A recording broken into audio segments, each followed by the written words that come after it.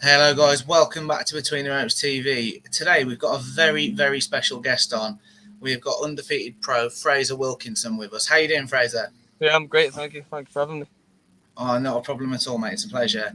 So, you're 21 years of age. So, I suppose the first question I'm on is sort of what got you into boxing? So started boxing around about the age of 10. I was a keen football player up where we are. I was playing for Elgin, and I was just always that little bit tubbier than everyone else. So I was like, oh, I was humming and hawing. I had to lose a little bit of weight to compete with the boys to be a bit better at football. So my sister's best friend actually started boxing, and so obviously she's like 4 years older than me at the time. So he took me along with him to the boxing club, and I was probably the youngest lad in the club, like age gap of about 6, 7 years. I was a little 10-year-old running around with these 16 plus, you know what I mean, all these adults basically. And I was training for about 3 months, and then I got asked to jump in the ring, and then I ended up winning my first fight, and the rest is history. So Oh, interesting. Obviously, you say there, like, sort of, your words, a bit tubbier. So, how do you manage your weight now? Being so active, how do you go about managing that? well, I've got a pretty professional nutritionist in Chris Jones, All or Nothing Nutrition. He we've been working together uh, since my second fight. We joined on his team, and just spot on. Everything's been broken down. But since before that though, obviously I'm boxing in Scotland and everything. You have to almost take your nutrition into part of your game. Like you have to self teach yourself it just so you know what's going in, what's going out.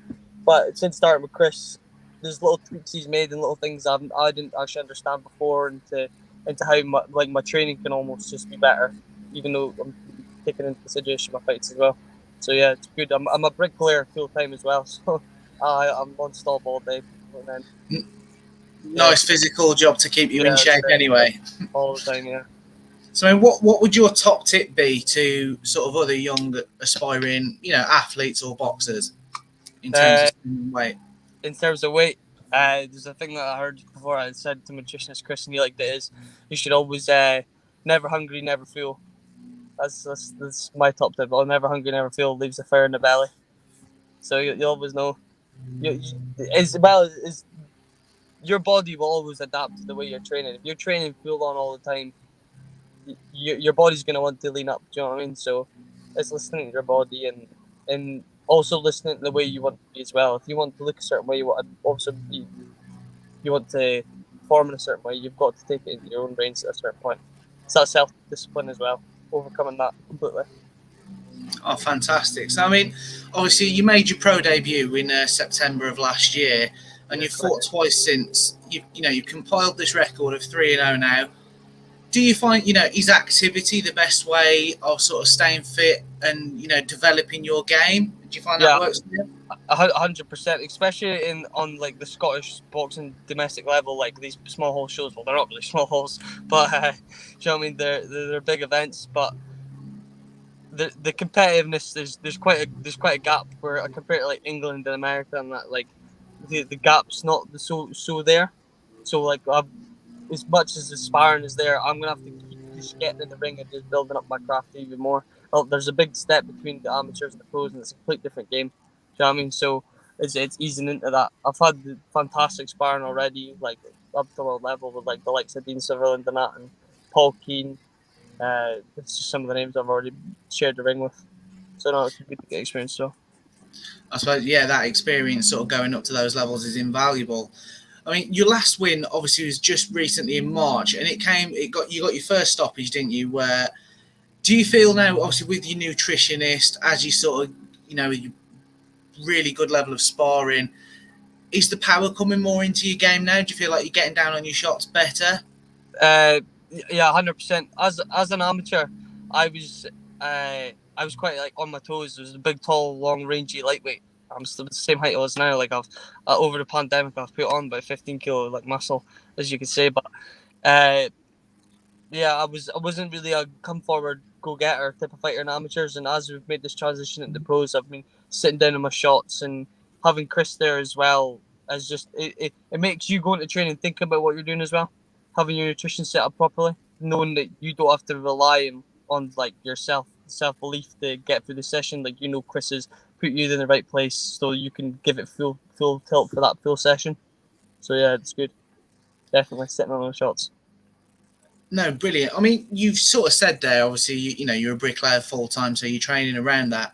So, I mean, just to give people, because what has always astounded us since we started this channel when we speak to people is actually the level of dedication. You hear at all levels what goes into it, but you know, it's not harder. That sounds wrong, but it really is a challenge, isn't it? For if you know you starting out, you're 21 years old, full time job that's physical as well. Most guys who do it are knackered at the end of the day without having to go into training. So what's a training week? What does that schedule look like for you?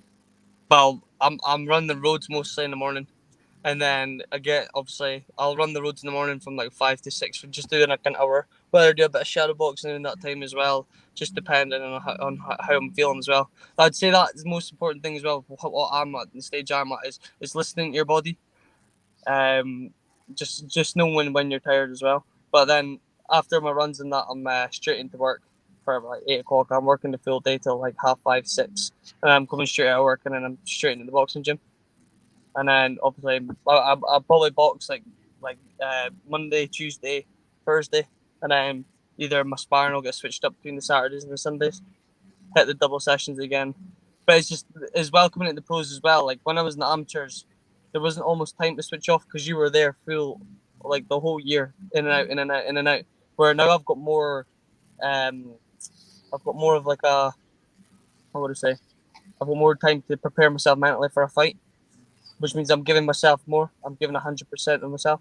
So there is times where you're gonna plateau and you're gonna feel down and you're gonna, like, no camp is perfect, and that's you just listen to your body as time goes on, and that I think that's really valuable, especially in my part of my career is what I've been trying to do more is listen to myself and listen to my body, because the happy fighter is a good fighter. Do you know what I mean? No, definitely. You know, and again, that seems to be a sort of recurring theme that we hear off guys. I mean, obviously, for anyone that doesn't follow Fraser on social media, we will be dropping his social media in the description, so definitely check that out. But I mean, what's next? When can we expect to see you next back in the ring? So my next fights lined up are the 20th of May, which is 4 weeks' time in Inverness. Just basically a takeover fight. Just because it's not actually my promoter's show, it's not Sam's show, it's Davey and Matt McAllister's on the Northern Sporting. But just because it's close to where I'm like from, we just got on the show just to take over, and then I'm fighting on the 25th of June. It's not, can't announce or anything yet, but it's gonna be a good 50-50 fight. That's the plan anyway. So it is a good step up against a former title challenger. So it's gonna be good. There we go then. So we'll be 5-0 moving into the second half of the year. Then that's the plan. That's the plan. And then as we stretch on for the end of the year, I plan to get my hands on a belt by the end of the year. So yeah, that's the plan. Whether that be the Scottish or the Celtic. I know the Celtic's vacant right now, but Paul Keane's still got his hands on the Super Batter, so just have to see what he does after his fight tonight. There we go then. Well, guys, let's all get behind Fraser. He is a talent. Check his social medias out. And yeah, Fraser, thank you for joining us. You're welcome. Thank you very much.